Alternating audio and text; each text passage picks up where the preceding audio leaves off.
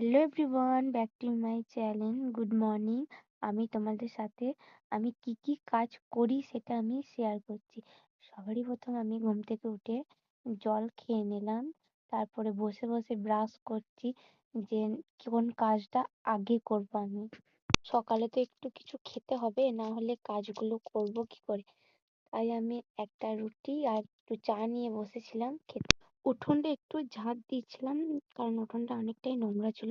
গাছের আমড়া পাতাগুলো পড়েছিল আমাদের উঠোনে। একটু জামা কাপড়গুলো গুছিয়ে নিচ্ছিলাম। আর এই ঠান্ডাতে এতটাই জামা কাপড় গোছাতে একটু দেরি হবে।